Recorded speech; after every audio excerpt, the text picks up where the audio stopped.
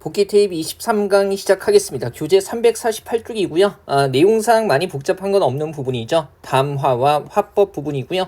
먼저 발화라는 것은 생각이 담긴 문장이라고 보시면 되고요. 담화는 이런 발화가 이어진 이야기라고 보시면 됩니다. 자, 다음에 발화의 기능하고 표현 방법에서요. 요거 한번 보세요. 직접 발화하고 간접 발화는 개념은 단순하지만 이해는 하셔야 돼요. 그래서 문장 유형과 발화 의도가 일치하는 걸 직접 발화라고 얘기하고요. 그다음에 간접 발화는 문장 유형과 발화 의도가 일치하지 않습니다. 이런 거 보세요. 오늘 미세먼지가 정말 많지 않니? 문장은 의문문이지만 답을 요구하는 게 아니라 열린 창문을 보면서 이런 얘기 할 때는요.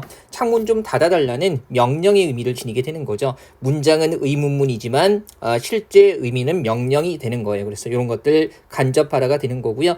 오른쪽에 보조단 잠깐 보시면 남에게 무언가 요구할 때 명령문 형식의 직접 발화보다는요. 청의 형식이나 의문 형식의 간접 발화를 사용하면 심리적 부담을 덜어주고요. 상대방의 그 다음에 공손함을 통해서 화자의 의도를 더 부드럽게 전달할 수 있다는 겁니다. 3번의 동작 언어는요. 실제 이제 담화 상황 분석할 때 반언어적인 표현, 언어 부수 표현, 그 다음에 비언어적인 표현, 언어 외적 표현이 쓰였다. 이런 말들이 나왔을 때 이 각각이 뭔지 알고 그것이 정말 쓰였는지 그 기능이 무엇인지 파악할 수 있으면 됩니다. 반언어적인 표현, 언어 부수 표현은요. 말 그대로 언어 표현에 덧붙어서 의미작용을 하는 발음이라든가 고저, 어조, 속도, 크기 같은 거 얘기하는 거고요. 네, 비언어적인 표현이나 언어 외적 표현은요. 언어 표현과는 독립되어 있는 자세, 손동작, 몸동작이나 표정, 눈맞춤, 옷차림 같은 거 얘기하는 겁니다. 실제 대화 상황에서 이런 거 분석할 수 있으면 되죠. 자, 그 다음에 348쪽에요. 담화 표현과 이해에 작용하는 요소에서 일단 지시 표현하고 대용 표현 요거 아시면 돼요.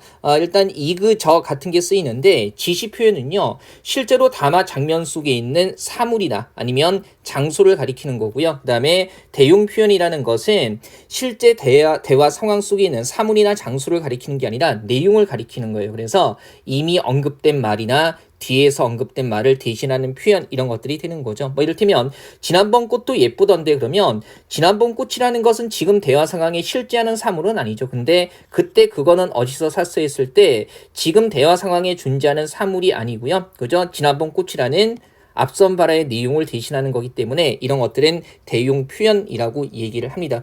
실제 문제에서는요. 이거저가 쓰였을 때 어떤 것을 가리키는가 2021년에도 출제했던 문제기는 한데요. 어렵지 않게 접근할 수 있을 겁니다. 자, 나머지는 가볍게 보시고요. 그 다음에 화법의 개념은 가볍게 보시고요. 우리 350쪽에 화법의 종류에서 대화에 쓰이는 원리 같은 거 이거 내용 이해하고 예문에서 찾을 수 있어야 돼요. 그래서 양의 경률이라는 것은 대화의 목적이 필요한 만큼의 정보를 제공하는 거. 그래서 이제 묻지 않은 거, 필요한 정보가 아닌 것을 제공하는 경우에는 양의 경률에 어긋나게 되는 거죠. 그다음에 질의 경률 같은 경우에 객관적인 진실을 말해야 한다는 거고요. 그다음에 관련성의 경률, 그죠? 관련된 내용 말해야 한다는 거고요. 태도의 경률이라는 것은 분명하게 얘기해야 한다는 겁니다. 주로 이제 이 협력의 원리와 관련해가지고서는요, 대화 상황을 주고 나서 어떤 경률에 어긋나는가 이런 것들 물어보고요. 이 각각을 암기해서 푸는 문제는 거의 나오지 않아요. 항상 보기를 주니까 이해하시면 되고요.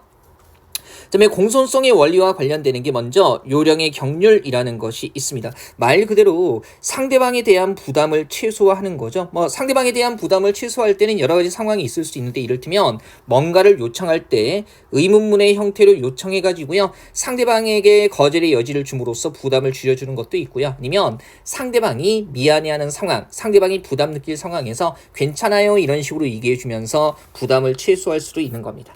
자, 다음에 관용의 경률은 반대라고 생각하시면 되는데요. 자신에 대한 부담을 최대화하는 겁니다. 그죠? 우리 요령의 경률은 상대방의 부담을 최소화하는 거고요. 관용의 경률은 자신의 부담을 최대화하는 거예요. 이를테면 문제가 되는 상황에서 상대방을 탓하는 게 아니라 자신에게 문제가 있다는 식으로 얘기하는 거. 아니면은 어떤 부담스러운 일이 있을 때 상대방에게 떠넘기는 것이 아니라 자신이 맡겠다고 얘기하는 거. 이런 것들이 바로 관용의 경률이 되는 거죠. 이때 관용의 대상은 자신이 아니라 상대방이에요. 그래서 자신의 부담을 최대함으로써 상대방에게 관용을 베푸는 셈이 되는 거죠. 남성분들은 군대에서 관용의 경률을 쓰죠. 이를테면 고참이 얘기했는데 잘 못 알아들었을 때 좀 똑바로 얘기해 주시지 말입니다가 아니라 잘 못 들었지 말입니다. 이렇게 얘기하는 게 관용의 경률이에요. 자, 그다음에 찬동의 경륜이라는 것은요, 상대방에 대한 칭찬의 표현을 최대화하라는 거고요. 겸양의 경륜은 뭡니까? 자신에 대한 칭찬을 최소화하라는 거, 겸손하라는 거죠. 뭐 자학하라는 거하고는 조금 달라요. 비난의 표현을 최대화한다는 건 상대적인 거고요. 여기에 핵심이 있는 겁니다. 그래서 칭찬받았을 때 겸손하게 표현하는 거. 그다음에 동의의 경륜이라는 것은요, 불일치하는 표현을 최소화하고 일치하는 표현을 최대화하는 거죠. 이런 방법들을 쓰게 되면 대화가 원활하게 이루어진다는 겁니다. 한번 보시고요. 대화 전략은 암기할 것은 없고요. 뒤쪽에 보면 화법의 다양한 종조가 나와 있는데 이거 뭐 토론, 토의 구별하라는 거 이런 것들 안 나오니까요. 실제로는 그냥 개념만 가볍게 잡아두시고요. 이런 토론이나 토의 지문, 발표 지문 나왔을 때 내용하고 말하기 방식 파악하는 거 그런 것들만 말 그대로 내용 자체 분석하는 문제이기 때문에 개념적인 거 너무 신경 쓰지 마세요. 그래서 토론은 기본적으로 찬성, 반대의 의견 대립을 가진 사람들이 상대방을 설득하는 논의의 한 형태라는 거고요.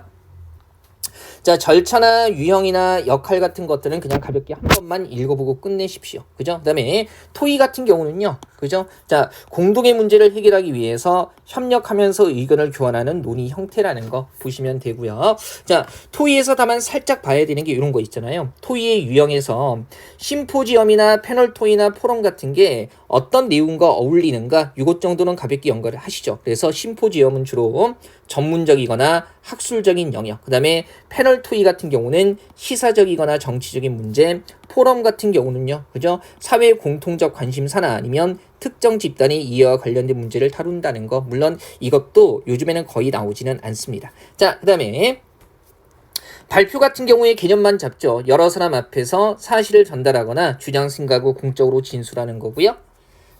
연설 같은 경우에 특정한 목적을 가지고 다수의 청중을 대상으로 말하는 화법의 한 형태입니다. 토의의 종류와 관련해 가지고서는요, 각각의 뭐 토론, 토의, 뭐 연설, 발표 이런 것들 구별하는 것보다는 다시 한번 말씀드리지만 주어진 내용 자체를 분석하고요. 그 다음에 말하는 방법 파악하는 거 이런 것들 출제가 되니까 너무 부담 갖지는 마세요. 개념적인 정리보다는 실전적인 연습, 문제풀이 연습을 상대적으로 좀 더 하는 게 도움이 되는 단원입니다. 자, 복귀 테이프 23강은요 이렇게 해서 정리하도록 할게요.